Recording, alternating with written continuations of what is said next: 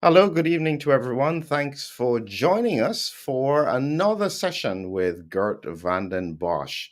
As usual, Geert is always ahead of the curve. Now, not everybody agrees with him, but based on what I have seen and my discussions with Geert tends to largely be on target.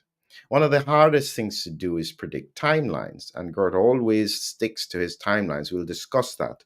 But without a shadow of a doubt, his understanding of the evolution of the pandemic is absolutely critical for us to understand. Now, before I go any further, I'd just like to highlight that we have got the presentation of a Vision Med chatbot. And in this, if you sign up to this, you will have access to lots of videos, including Gert videos. So if you just search in here and type in Gert, all of the videos that we have done with Gert just turn up, and you can look through all of these. So just an encouragement to anyone, if you want to be able to see these videos, please, you can discuss them and reflect on them in your own time. And without further ado, let's bring Gert to the stage. How are you today, Gert? Yeah, like always, Philip, very alert and, they're always digging deeper and deeper and deeper and trying to understand better and better and better. And so, Gert, as usual, don't assume everybody knows you. Just a brief, short introduction, who you are and your background. Yeah, well, my background is veterinary medicine, and after I worked for a number of years in the veterinary field, especially in the field of equine medicine and surgery, I made a complete shift of my career and switched to the lab, let's say, to molecular biology, immunology, virology, working primarily on human infectious diseases.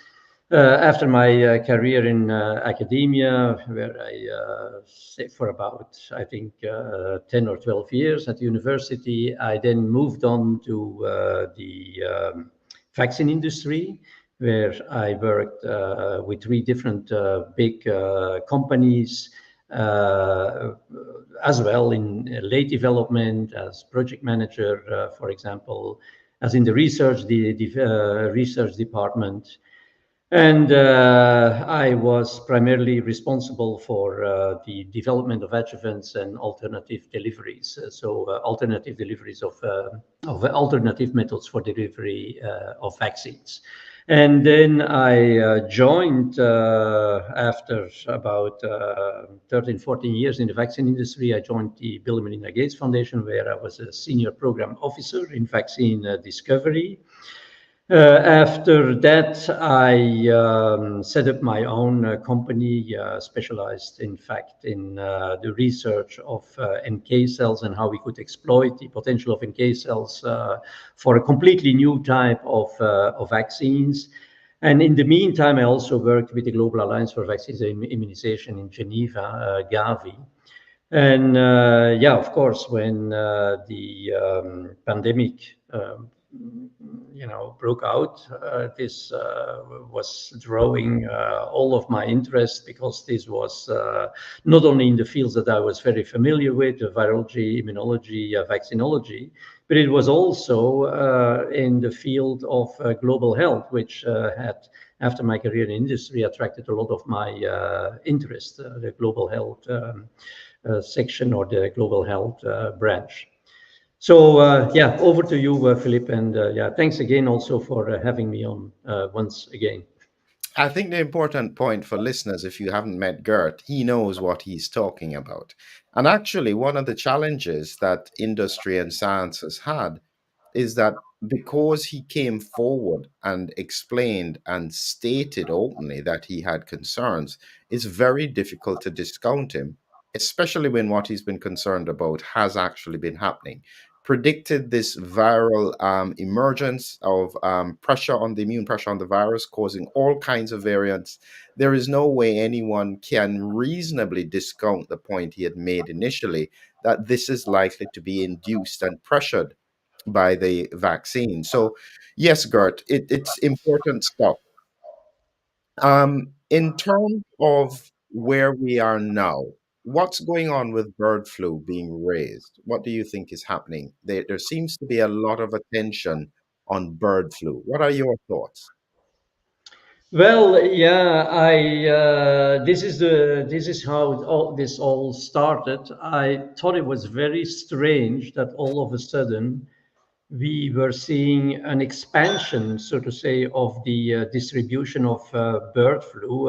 It became, in fact, this panzootic, this animal pandemic, so to say, has grown enormously in proportion. I know that not many people are following this, but still, I still have this in my veins, the interest for veterinary medicine.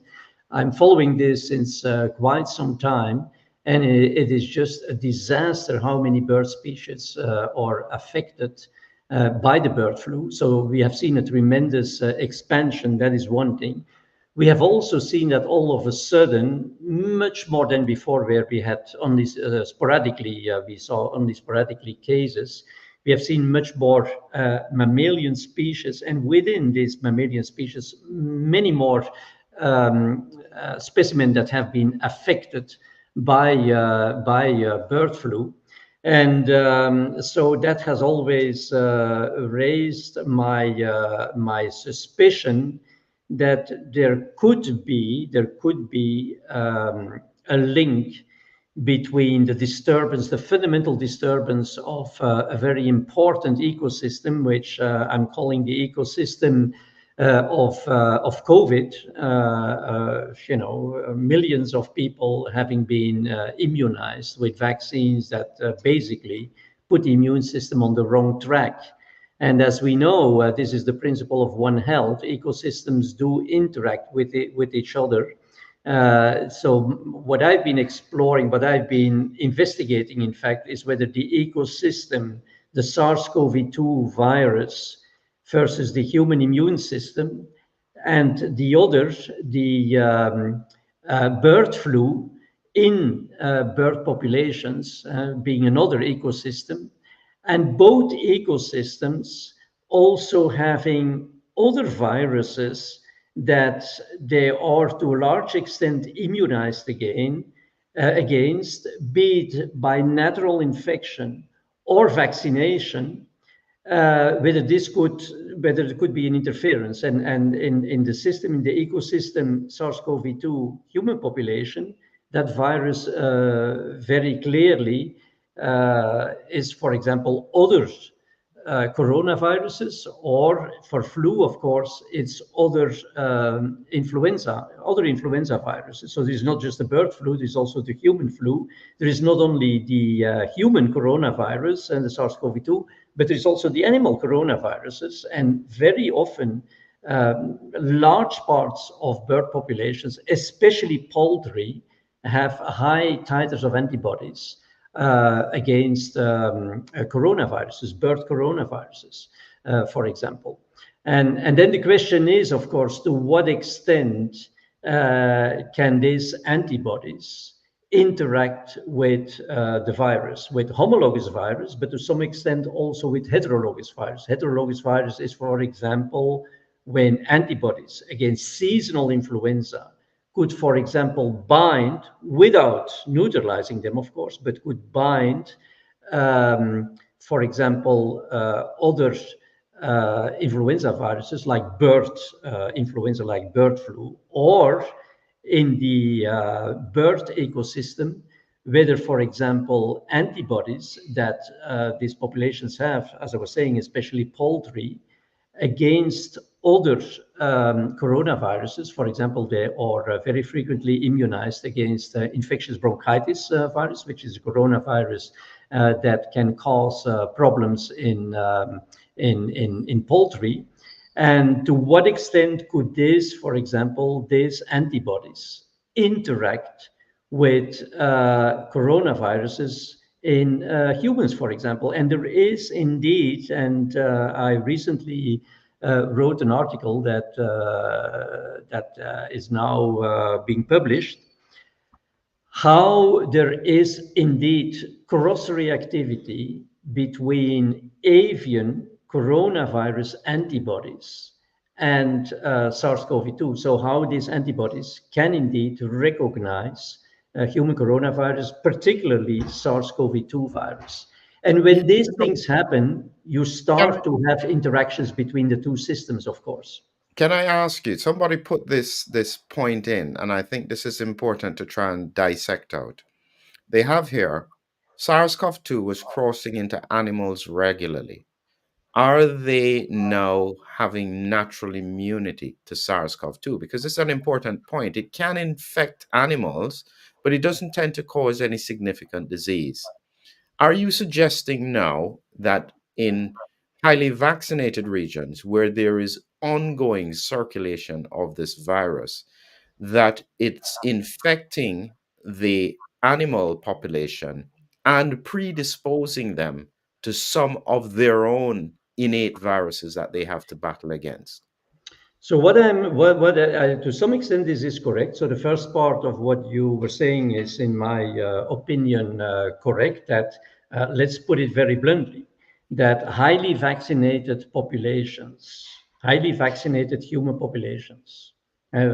vaccinated against SARS-CoV-2, so with the COVID vaccines, have been and are still, since quite some time, a reservoir of coronavirus, SARS-CoV-2, for other populations, for other mammalian populations, so including, of course, bird populations.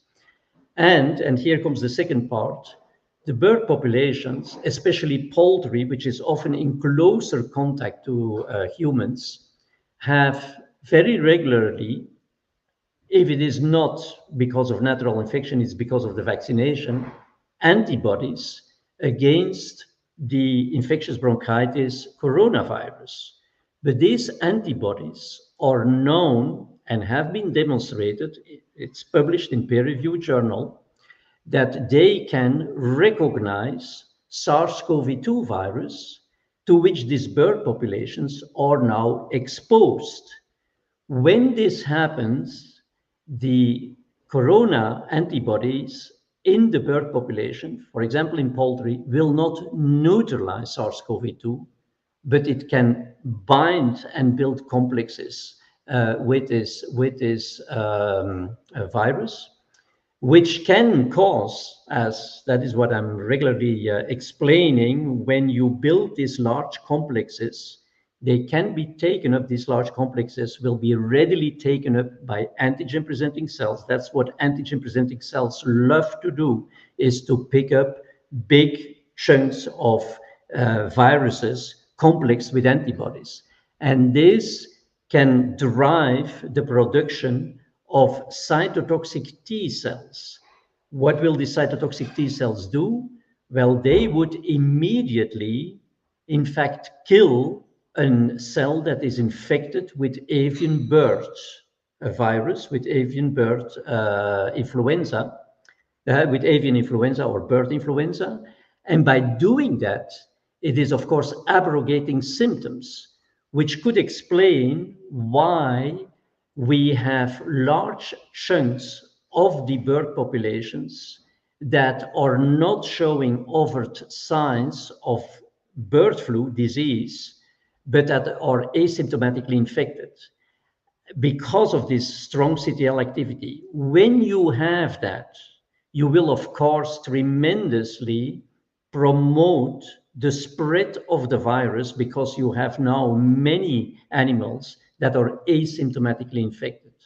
And there comes, of course, then the interaction with the other ecosystem, because when you have bird populations that are spreading the virus more than before, I would say, then of course the exposure of the human population to the avian bird becomes also more likely. And remember, the birds are flying in the air, and so is bird flu. Of course, bird flu is also in the air. And especially again in poultry farms, where there can be some closer contact to humans, it is definitely, with this huge expansion of the avian panzootic, it is definitely more likely now for human populations to be exposed to bird flu, right? Yeah. But at the same time, as somebody put it up here, and I have to find it, is this just the now people kind of going over the top with regards to the fear about bird flu? Meaning that yes, bird flu is around, and actually, when you look at the CDC information, this is nothing new. As you can see, I can go all the way back to the 60s, 90s, 2002. This happens all the time. Why are they making such a big deal about it now? And this is the question. Are they trying to distract from the fact that we have now another variant sweeping through highly vaccinated regions? Thoughts on that? Yeah, well,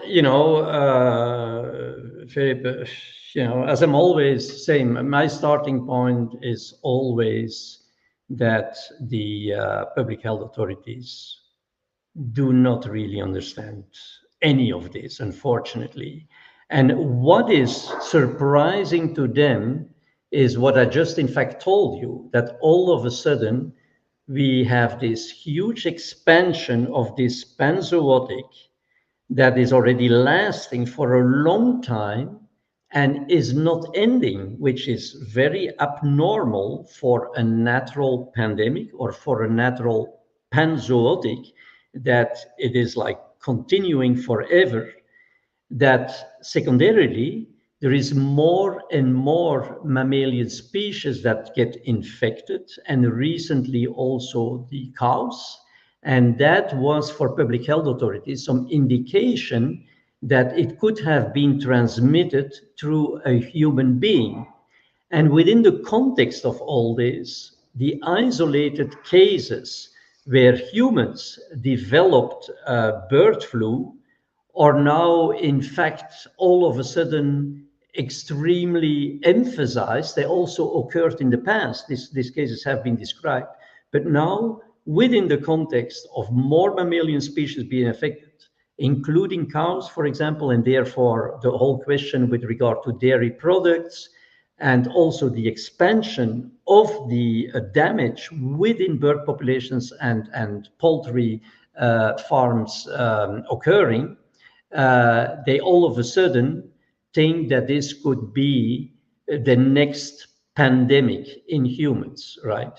But of course, they do not study the immunology. They do not look into what extent is there immunological interference. What I was just talking about, the antibodies building complexes, for example, the avian antibodies building complexes with the human coronavirus, and vice versa. And what is the impact thereof on transmission, on spread, and also on clinical symptoms? Because, as I was saying, some of these complexes, by triggering cytotoxic T cell responses, can abrogate the development of symptoms and render the infection more and more asymptomatic. And this, of course, has again an impact on the transmission and on the spread. So these are very complex interactions and relationships which they are not studying, and therefore they want to be, so to say, on the safe side. And as we know and as we speak, efforts, on the development of a pandemic flu vaccine are already ongoing. Right? Again, a tremendous waste of time and money. This is what I was going to ask you. So they are now considering vaccinating the animal population and the human population with mRNA technology to prevent a pandemic that is theoretically already there. So they would be doing exactly the same mistake that you said they did at the beginning of the pandemic, trying to vaccinate in the middle of a pandemic. Is that about right? Yeah, but it's for me it's even worse, because with the pandemic, you could at least have said, well, the population is completely naive towards this virus. There is a need for there's a need for immunity. We know the type of immunity that we really need is herd immunity, right? But that herd immunity, you cannot build this herd immunity in the bird populations. Why? Well, first of all, we know that the impact, well, we don't know, but I think this is very likely that the fact that the human population is a reservoir of coronavirus that can be complexed by avian coronavirus antibodies and then induce CTL responses that are directed, I'm explaining this in my course, sorry, that are directed against a universal peptide that is shared, and here comes the point, by both coronavirus and influenza virus. These CTL responses induced by the aggregates of the heterologous coronavirus antibodies towards the SARS-CoV-2 would induce CTLs that can destroy cells that are in the bird population infected with bird flu and therefore stimulate, promote the asymptomatic transmission. So, and if you have, like in poultry, this very short turnover where these animals are slaughtered after just a few weeks, you have a tremendous turnover, and you have this continuous promotion of spread of the virus. You cannot build herd immunity. So in fact, starting to vaccinate these animals, indeed, while on top this panzootic is ongoing, and where you have kind of like reservoirs that promote indirectly through the CTLs that I'm talking about, the spread of the virus, it doesn't make any sense. Let alone that it would make sense to slaughter all this hobby poultry of people, right? And to do all this culling, etc. In other words, just to make it very brief, very clear, and very short, it is impossible, given the current situation, it's impossible. And this is a strong statement, but it's a statement that I will and can make. It's impossible to curtail the spread of avian flu. So, but that is only one section of the avian flu discussion. Then the discussion is, because I said already, it makes the likelihood that people are going to be exposed to avian flu much higher. But that is not important. The question is, does it equally increase the risk of the human population to contract severe disease from bird flu? And there again, for immunological reasons that I can explain, the answer is very clearly no. So it's not because you get more exposure that automatically the likelihood of contracting disease or severe disease from bird flu is high. And therefore, if that is not the case, there is absolutely no reason whatsoever to start vaccinating people, because on top, if you are going to do this, you have to take into account that you will start vaccination of people that are, so to say, immunologically naive to some extent to bird flu, because part of the population will not have been exposed. So they have to start the development of their anti-bird flu antibodies from scratch. And we know that is taking time. And for example, after 1 or 2 injections, your antibodies are not fully mature and they have not sufficient affinity, for example. When those come in contact with the circulating bird flu, I would say shortly after the vaccination, there is a serious and real risk for these people to develop antibody dependent enhancement of disease because of the suboptimal affinity of the vaccine induced antibodies shortly after the vaccination towards the virus that, as I was just saying, is spreading more and more and more, right? So just to pause you there, Gert. So in effect, the risk of symptomatic severe bird flu-like illness is very low. So let me ask you this question, since you've been in these discussions. At what point does this kind of thing become a financial decision where companies need to sell vaccines and so therefore need to promote the use of them? Can you think that this could be part of the strategy? Is it possible? Well, no, I see it the way I see this, Philip, but the way I see this, but that's my opinion, of course, is that, you know, this big pharma, I mean, it's all about money, right? We don't need to go into the detail of this. So the more money they can make, even if they're already sitting on a huge a mountain of money, the more money they can make, the better it is for them. So what they are doing is, of course, take advantage of the illiteracy of our public health authorities that typically take the decisions for the public, for, that they are in charge. If they say we are going to vaccinate, it will take place. And then, of course, the industry will take advantage of this. But I still come back to this point that these complex interactions between these ecosystems and heterologous antibodies and virus, etc., is not understood by our public health authorities. They look flu, they look, oh, what's happening today, how many mammalian species, there is a whole list of in the meantime, 30 animal species, mammalian species that have been infected, all the cases in humans are recorded.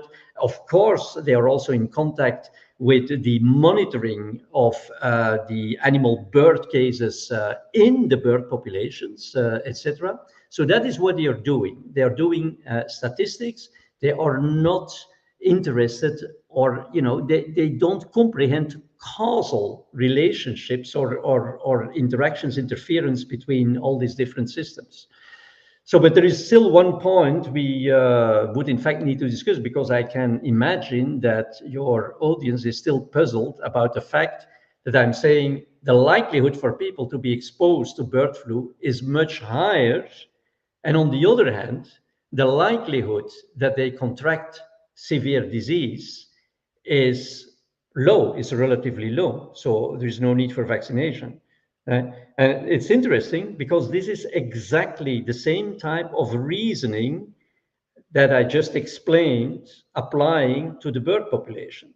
So that means that, of course, highly vaccinated populations, right, are sitting on antibodies very clearly.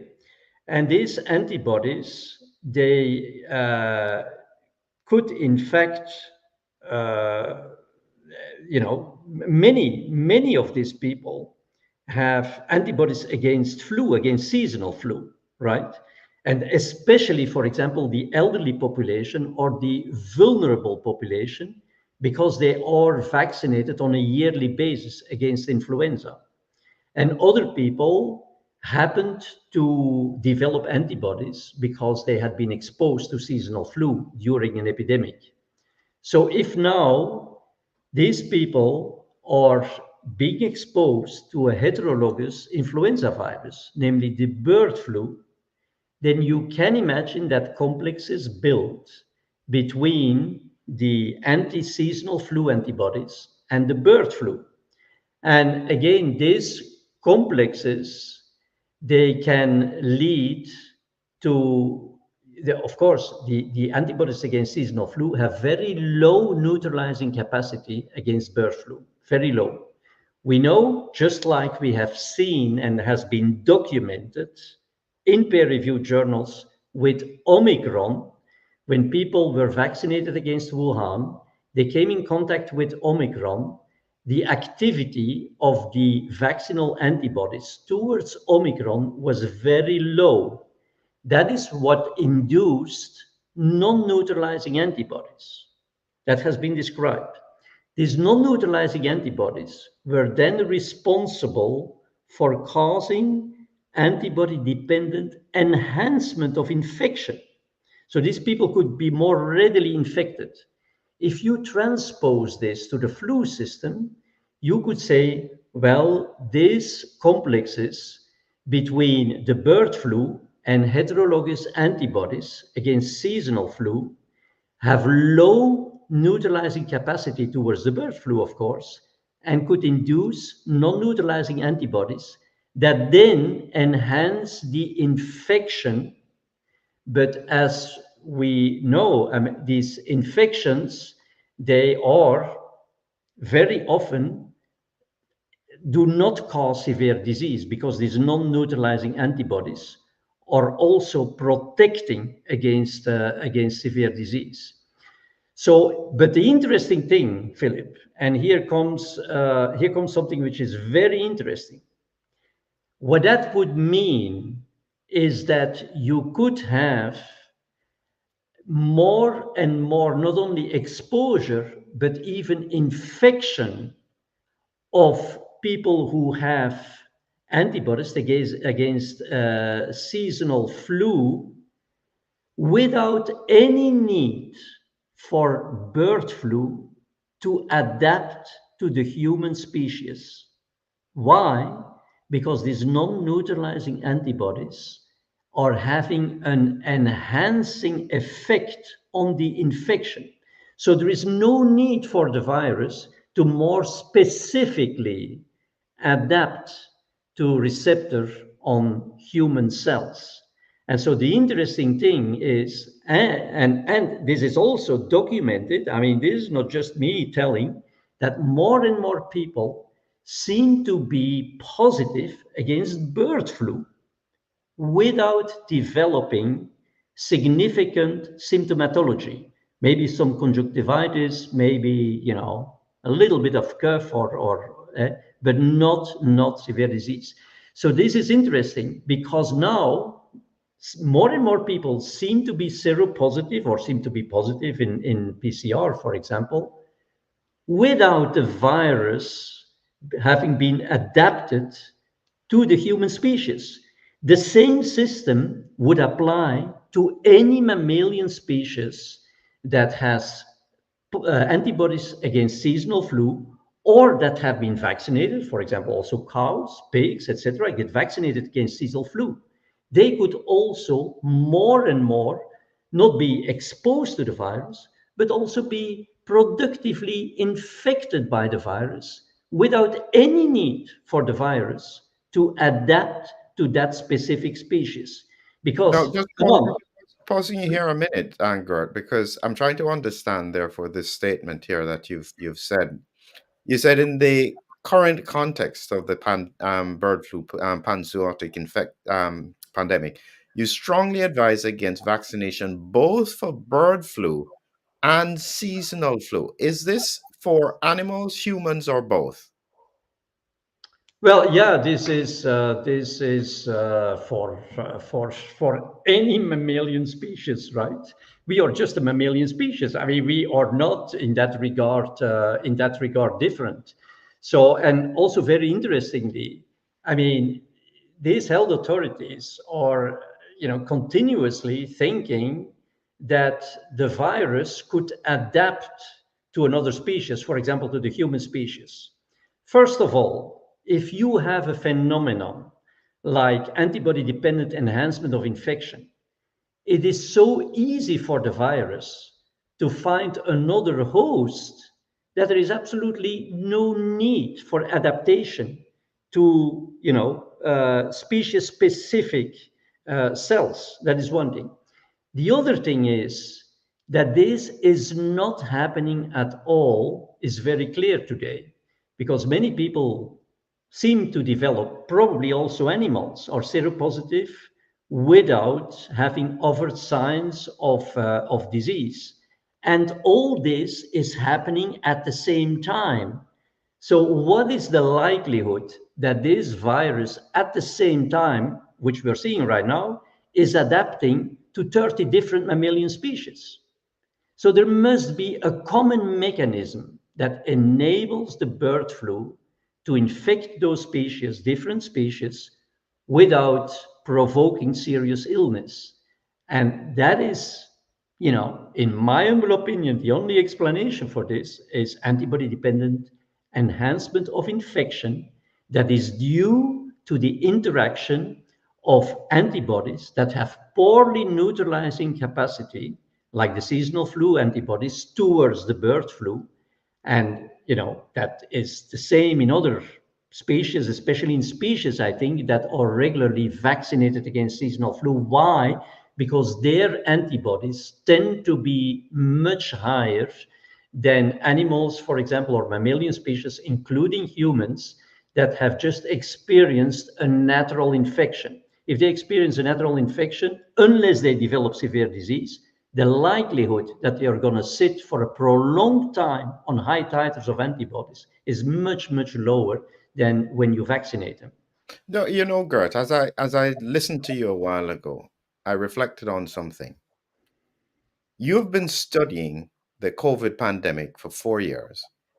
Your expertise prior to everything else was looking at transmission of these viral um, diseases among animals. We are now having almost a combination of the two things. There probably isn't anybody more appropriate to be trying to direct direction across the world than you. But still, nobody is coming to ask you what is going on in the minds of these leaders when they know they don't know what they're doing, but they are. Is it ego? Is it finance? Is it what is it that would make them risk their population health Yeah, at this well, point? Philip, I think it's a little bit a mixture of both, and I have repeated this many, many times that at the very top of those organizations, right? It's the same in industry. It's the same in the non-profit sector. Unfortunately, it's the same, in political system, in bank systems, etc.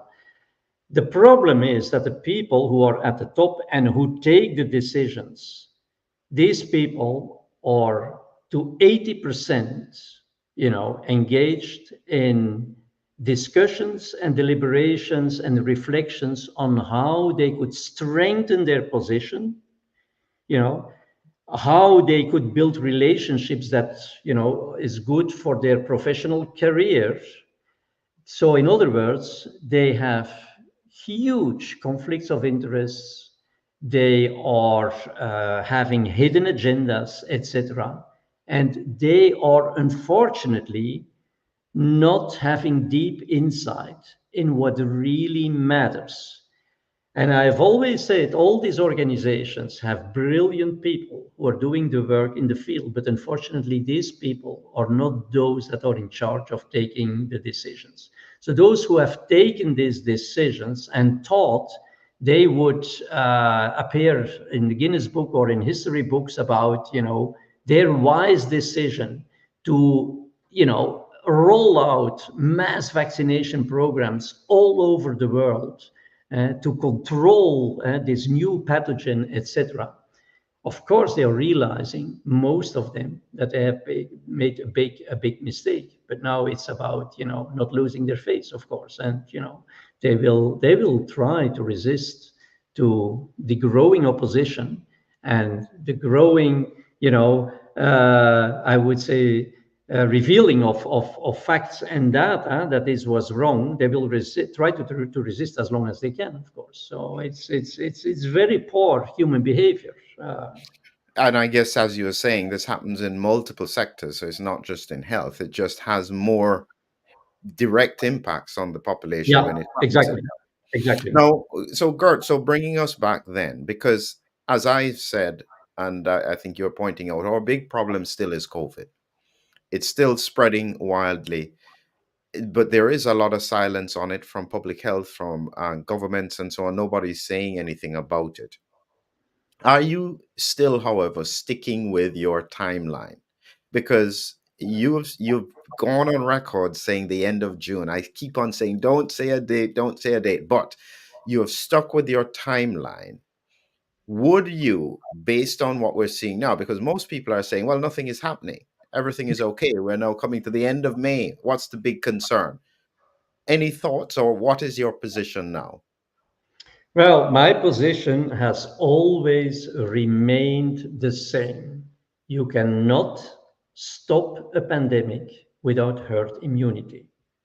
So that means, very easy, you have to be able to decrease the level of circulating virus down to a level that it prevents transmission of the virus. So the question then is, are we still seeing transmission? Because people tell me here, how can you know this? Because only a very limited amount of people are still tested. Most of this is even through self-testing, for example, and people would then submit their data, but that is a quite limited number. So how could I then pretend that we don't have herd immunity? And remember, I mean, this is important, because if you don't have herd immunity and you cannot stop the transmission, while we all know we are putting the virus under pressure because of the immunization of the people, which is suboptimal, then of course you have immune escape, and the immune escape continues. The reason that I know this for sure, that, and I don't even need to see any testing, is that this virus is a virus, again, back to the basics of virology, is a virus that typically causes acute self-limiting infection. So that means you get infected, but after a while, and even today in the SARS-CoV-2 patients, of course, very often the course of the infection is prolonged, but in most of these people, the virus is still eliminated. It is a self-limiting infection. So that is one thing very important. Why is this important? Because we know that for viruses that cause self-limiting infections, in order to be able to sustain their survival, they need to be able to transmit to other individuals, because in the individual itself, it is going to come to an end. It's not like a chronic infection. So they need to transmit, because it's only when they can transmit in time, in due time, to new individuals, that they can continue to replicate and hence continue to produce mutants. So as long as you see that mutants are changing, that variants or new variants are emerging, you must conclude that there is viral replication and therefore that there is viral transmission. Because otherwise, if this transmission would have come to an end or would be so low that the virus can barely replicate, you would no longer see this sequence, which is even accelerated, becomes even accelerated over the last few weeks, of new mutants that are not whatever mutants, that are mutants that are more and more resistant to the kind of pressure that the population is exerting. So they are becoming, in other words, more and more transmissible nowadays. So very clearly, I mean, there is not a however. It's not like the authorities are saying this. However, Vanden Bossche is saying that. I mean, they don't understand. They talk about a fake herd immunity, a pseudo herd immunity, simply because the cases of acute COVID have gone down. We agree, because the levels of virus in wastewater have gone down. We agree. But, that is not the question when you talk about the pandemic. The question is, what about the transmission? A virus that can continue to transmit in the background of immune pressure exerted on the virus will continue to evolve, will evolve in a way that it will evade, of course, this immune pressure. And that is exactly what we are seeing today.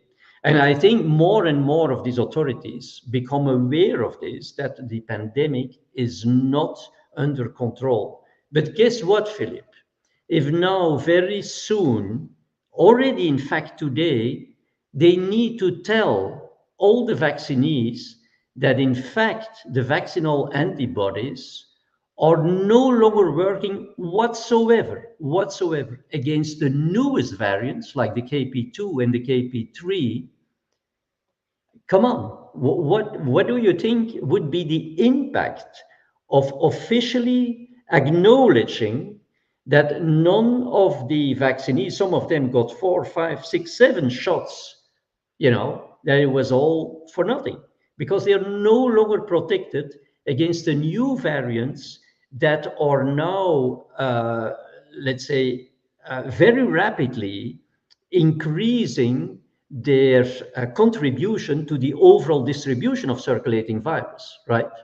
And therefore, interestingly enough, I read yesterday in an article on one of the social media, Thailand News or whatever, that and they were reporting of this and clearly saying this, that, this KP3, for example, that recently emerged, is completely resistant to the vaccinal antibodies.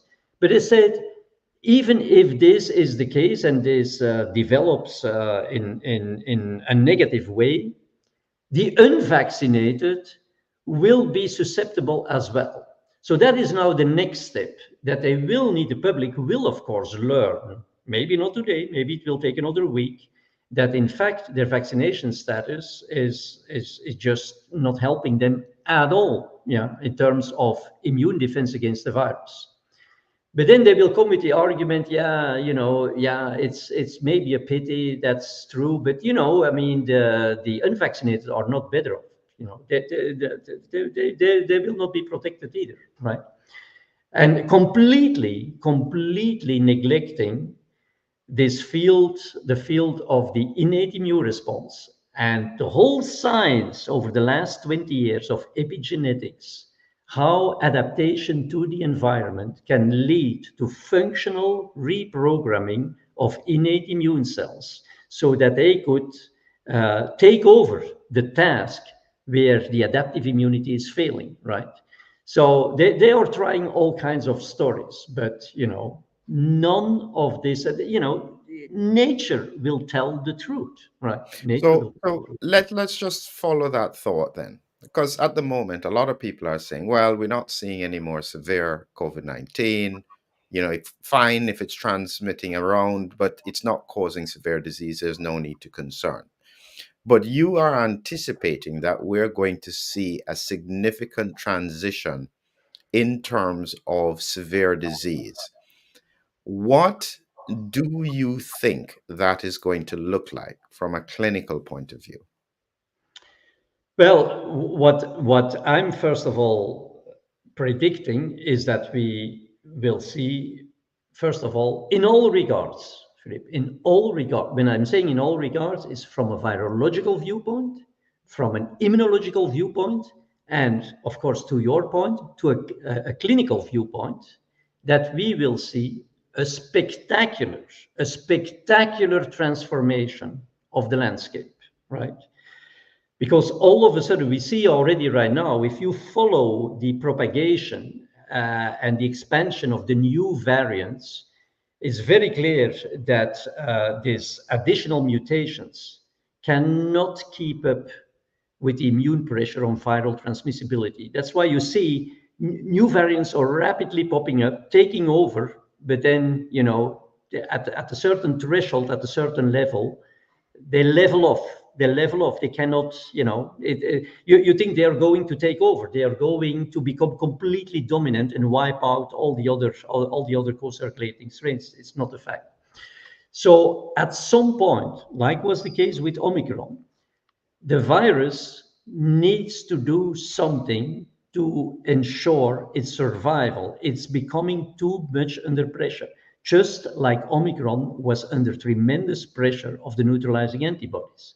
And then you see this spectacular change where all of a sudden, like with Omicron, overnight, 30 mutations get selected in the spike protein and, massive vaccine breakthrough infections. So that was not a huge problem, contrary to what I thought at the beginning, because, as a matter of fact, there seems to be a mechanism, most likely, according to my analysis, the non-neutralizing antibodies that protect from severe disease. But now that will be exactly the point, that the virus this time will overcome this protection against severe disease. So what does that mean? You are dealing with a highly infectious virus. There is no immune mechanism anymore that can defend those who have been fully vaccinated, because the innate immune response has not been trained and the adaptive immunity has been derailed.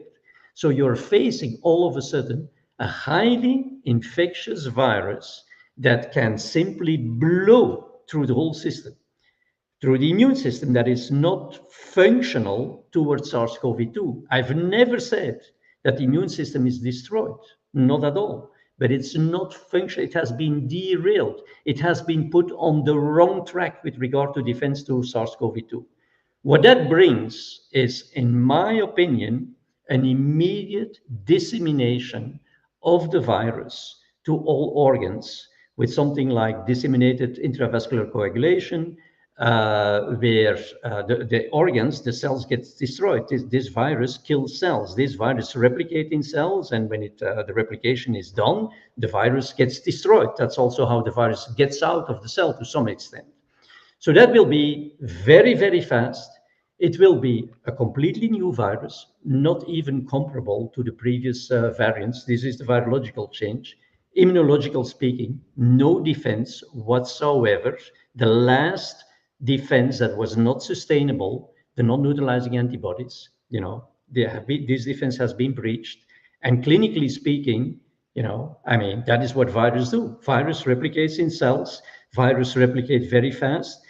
Within 8 or 10 hours, there is a new cyclus of completely new virus. You can imagine if the virus spreads to one organ and then 10 hours thereafter is a new generation, okay, that organ will be much more infected. If now the virus spreads to all the organs, and the same cycle and the same timelines apply, of course, to each of these organs with regard to the reproduction cycle of the virus, you can imagine that within no time, you have more viral mass in your body than anything else, right? So tell me, Gerd, because this is, I need to think about this from a clinical point of view to try and understand how it presents, because the body is quite resilient normally.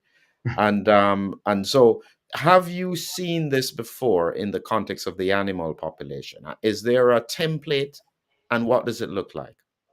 Yeah, well, of course, I've seen this in my previous life studying infectious diseases in animals, where, for example, animals got. I've seen this, of course, in preclinical studies conducted within the context of an experiment or within the context of scientific investigation, where either the immune system of the animal gets suppressed through medication, or you deplete the animals, for example, in B cells or in T cells or in both, for example, or you are dealing a live situation with animals that, because of a severe disease, are completely immune suppressed. When these animals get infected, let's say, for example, with a herpes virus that normally goes into latency and sometimes doesn't provoke any symptoms for the rest of the animal's life, all of a sudden provoke within no time disseminated infections in all organs, with very fast, unfortunately, death. So that is also the reason why I'm saying, let's be open about this. Let's not hide this, but let's also not tell people, well, there's absolutely no hope. You're fully vaccinated. You got vaccine breakthrough infections, for example, after your vaccination, or you're in bad shape. No, let's do something. And that is the reason, and this was the topic of our previous discussion, where we have been talking over and over again about antivirals. Now, luckily enough, hydroxychloroquine, ivermectin, I'm not saying that their use is now supported by officials, but at least the aggression towards the use of these useful medications has been dampened. luckily enough. And I've even been thinking about, would there be a way that we can still train the innate immune system of the vaccinees? Because I'm repeating, the innate immune system of the vaccinees has not been destroyed, not at all. It has not gotten the opportunity to train.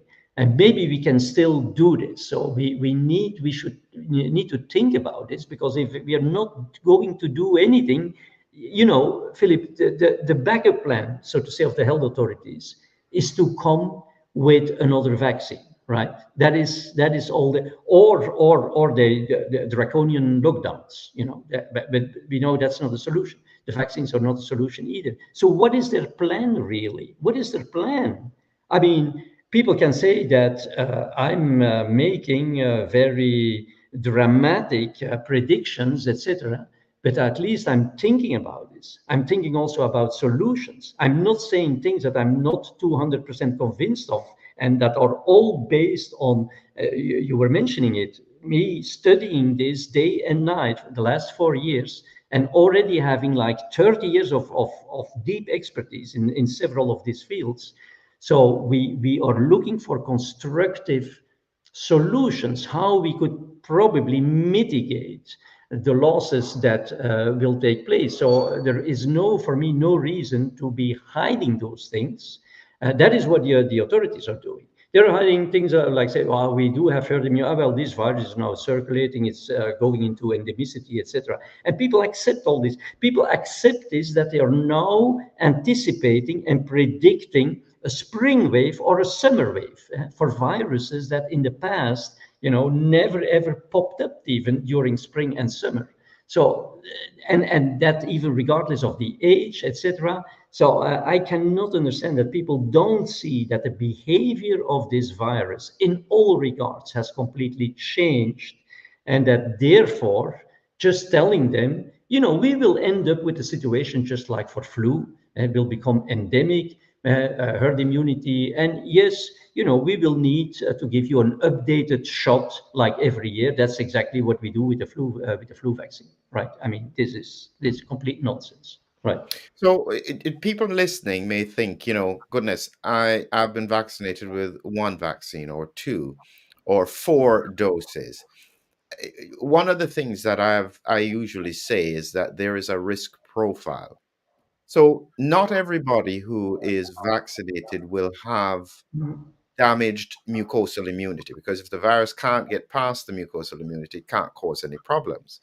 And it's really a percentage of the population that is at very high risk. Is there any way that we can more consistently identify who that is? Any thoughts No. on? Yes, I clearly have thoughts on this. I think very clearly, people who are most at risk are people who have suffered vaccine breakthrough infections after Omicron emerged, right? Is that saying that everybody who got vaccine breakthrough infections after the advent of Omicron is going to run into trouble? No. In that category, we certainly have still to concentrate on a particular part of the population, which unfortunately has been largely vaccinated, which are the elderly people, elderly and vulnerable. They have been vaccinated right away.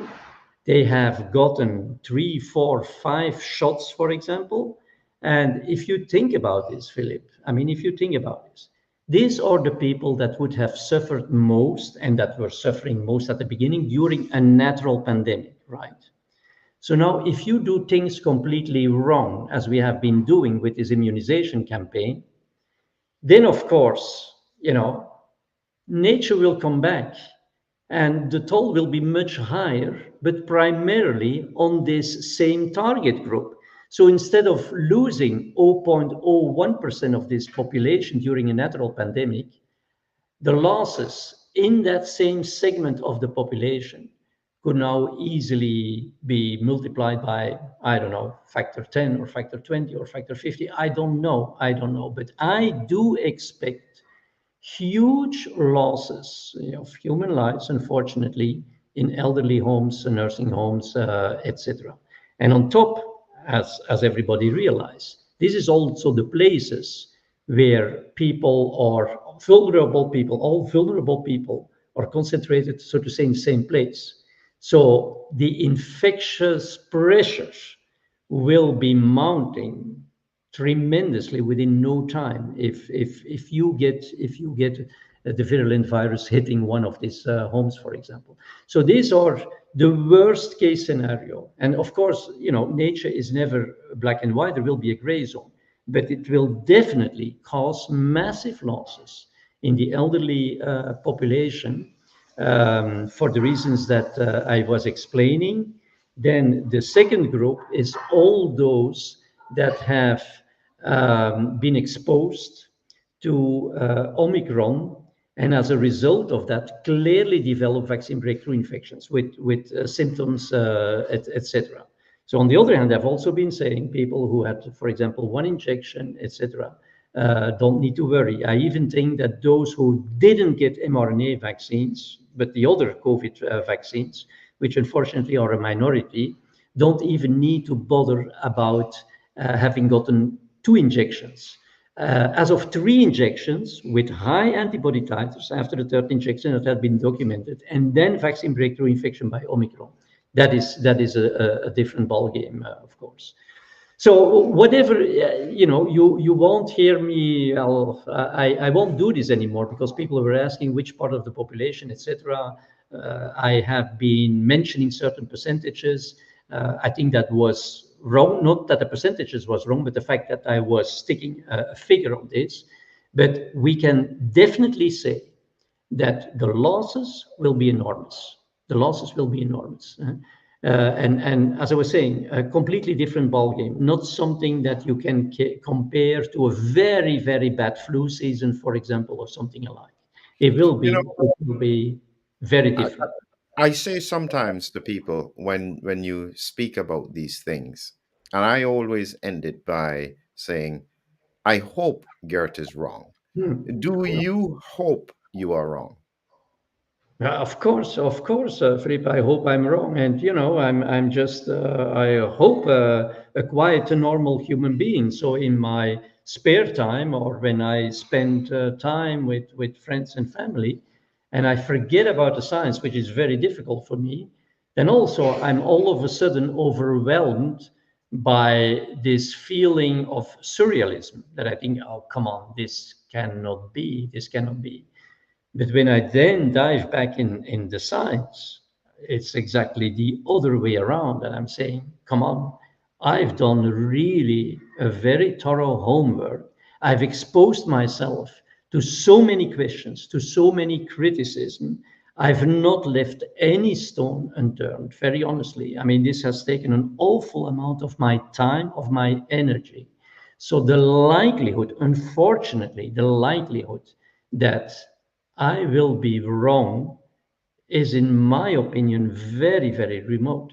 Of course, I could be wrong with regard to the timeline, but even there, I really think we are coming very close. When you say end of June, when you say July, summer vacation, or when you say tomorrow, this is all within a very narrow time frame, right? I mean, this is all within 1, 2, 3 months, let's say.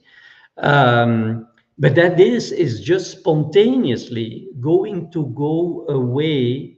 I mean, that would be completely against any law of evolutionary biology and against the combined laws of immunology and virology, right? And that is also what we are seeing. Come on, a coronavirus, I'm always saying, during basic course of virology at university, you spend maybe the professor spent 1 hour on coronaviruses. It is some of the most easy viral systems to study. Never ever have we had a situation where we had this fulminant explosion of variants that had always, characteristics that were subverting the immune system. When the antibodies were attacking the effectivity of the virus became more infectious. When the antibodies were attacking the neutralizability of the virus, the virus became less neutralizable, for example. Now, the antibodies, or the immune system, I should say, is attacking the transmissibility of the virus. What we are seeing is that the virus becomes more transmissible. So it's not like stochastic, or it's not like accidental, or a coincidence, right? So this thing is a very logical pattern, and if you follow that pattern, you cannot conclude anything else than this is ultimately going to lead to a situation where the virus is going to get rid of those who cannot, well, the virus, nature, I would say, nature is going to get rid of those who cannot contribute to controlling the transmission of the virus, right? And that is basically the conclusion. And that is, in my humble opinion, also the reason why this system is very sophisticated and occurs in several different stages. Because you could say, well, Geert, I mean, if the virus is going to do that, why does it take so much time? And why is there all this immune refocusing that is, in fact, delaying the whole process? Well, I think that enables the unvaccinated to train better and better their innate immune system. Remember, there are still in exceptional occasions, unvaccinated people who can contract pretty serious disease, right? Who have still not very well trained their innate immune system. There are exceptions, but I know very few. You may know very few as well. But once the virus has spread broadly enough to make sure that the unvaccinated have really strong innate immunity, that is the moment where nature can make sure that the human species will continue to exist, right? If that would happen much earlier with a highly infectious virus, with many unvaccinated around that have not have the opportunity, had not the opportunity to train their innate immune system, I mean, many of them would as well, contract severe disease inevitably. When I reflect on what you were saying about the surrealism as to, thinking about it, I remember the movie. I came back to it, Don't Look Up, where the scientist said, this meteor is directly going to hit us. And the approach of the politicians and other scientists was to say, don't look up, because if you looked up, you would see it. Yeah, And so their view was that by hiding away from it, it won't happen. And we have two groups that I see often. One group of them is completely trusting that the vaccines will stop this. And the other group of them don't acknowledge that this is anything but a simple cold or no virus at all. Neither group is able to look up. What do you yeah. say? Yeah, no, I would fully agree with this, and that is also what I'm thinking. It's like by not paying attention anymore, and by not sharing the most recent developments in terms of the evolution of the pandemic, so by making the public, in fact, unaware of what's going on, in contrast to what they have been doing at the beginning, they were, of course, like making overstatements so that people got so fearful that everybody was ready to get vaccinated. Now they are doing exactly the opposite. They are hiding everything. There is no, on the mainstream media, almost no information anymore, as if anything, if the pandemic was completely over. So the public is again watching TV, soccer, and movies, etc., and completely distracted. And that makes for them life easier, in a sense that indeed everybody's kind of like looking away from this, right? No longer paying attention to this. And I think this is a kind of normal human behavior, but not for those who have the full responsibility of this. I think this is normal that men in the street are adopting this kind of behavior. I completely understand. But those who have initiated this, despite our warnings, our multiple warnings, I mean, that they are just looking away and hiding and, don't want to speak anymore about this, not taking the responsibilities. It's, of course, unforgivable. It's unforgivable. And yeah, Yeah, I think it's a similar thing, is that I think about it from a clinical point of view, is that even within the clinical community, people have moved on from COVID. sure. The way how I look at it is a perspective of risk mitigation. So in the same way, I wouldn't ignore a bird flu discussion. I wouldn't say it's impossible.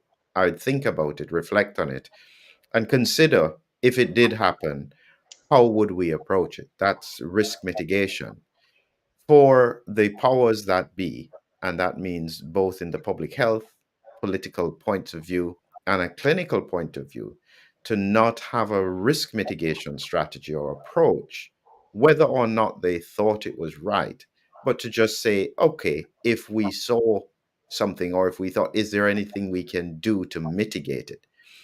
I Yeah, agree with you. To have people not doing that yeah. is unforgivable. Yeah, and that is also why I'm saying that society will be completely taken by surprise, because not only, as you pointed out correctly, has it been become much more difficult for laymen to believe that this pandemic is still ongoing, because they base their evaluation, of course, on hospitalizations, on cases about which they hear of severe disease and etc. And there is, that has calmed down.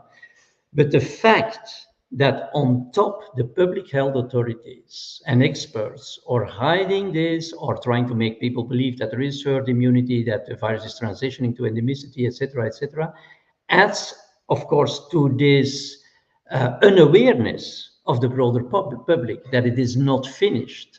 If it were only that, what they were communicating, we would already be very happy that they were saying, listen, it's not over.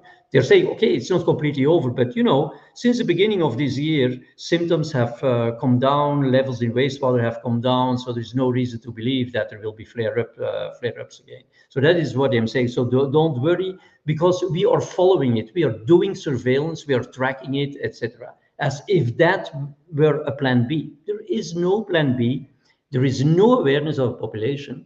So in fact, what they are doing, that was the conclusion of the article that I just wrote, is that in fact they are adding to the surprise that will occur for most people when all of a sudden we will see this flare up, of course, right? As we come to the end now, Gert, Yeah. this interestingly could be the last session that we have before your prediction could come true. Because if it does come, we usually talk every 3 or 4 months. And so we're now the end of May. So the next time we talk may be about close to September.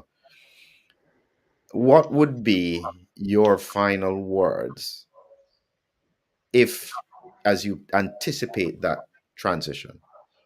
Well, my final words would be, both for the vaccinated and the unvaccinated, is to be prepared. And frankly speaking, that's also what I'm doing.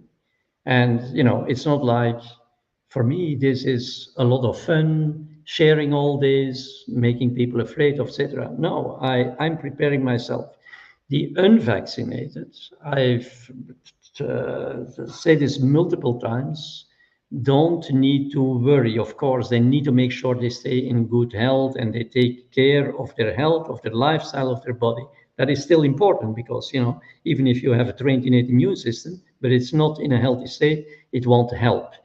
But then the important point is also that you need to be prepared to a period of chaos.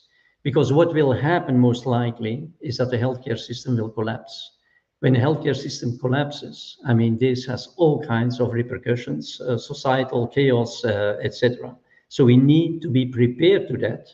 And the vaccinated, I'm insisting, I said this last time, please make sure that as soon as you see that this crisis starts in one or another country, immediately take them in a prophylactic way, so in a preventive way, antivirals. And of course, as a, I'm not a medical doctor, I cannot advise or recommend this. But if I were vaccinated, I've also put this in writing. I would seriously consider getting myself vaccinated with a measles or a mumps vaccine or both, an MMR vaccine, just to stimulate the innate immune system. As I was saying, can we do this? The innate immune system is not negatively impacted in the unvaccinated, just that it is not trained. So how can you train it still without, deleterious effects? I think that is an option. That together with the antivirals and being prepared to a period which I think will be pretty short, but of kind of very substantial chaos that we will see in society. That is at least what I'm preparing for, and that would be my last words. It's not a lot, but what can we as poor human beings do to still counter a transformation that nature is now obliged to implement in order to restore an ecosystem that has been profoundly disturbed, right? Yeah, We that's will, we will primarily have to watch from the sideline. yeah. I think those are profound words, and as I reflect on it, is that nature has the responsibility to protect the rest of ecosystems Yeah. from ongoing circulation, and therefore you are probably right. The only way this can be achieved is through only those who have the capacity for herd immunity would remain. That is pretty serious, pretty significant. And you're right from a scientific point of view, and from I guess human, not human, but evolutionary perspective with all mammals and all animals, that would probably be the best outcome for all.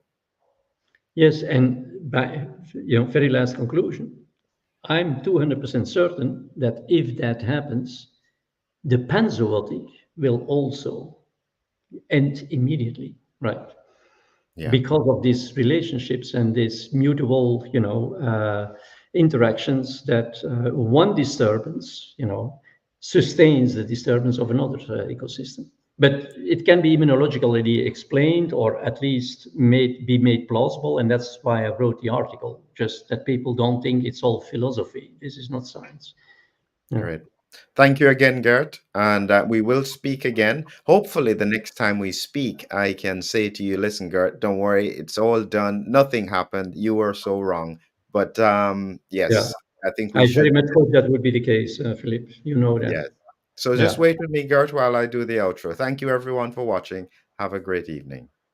Okay.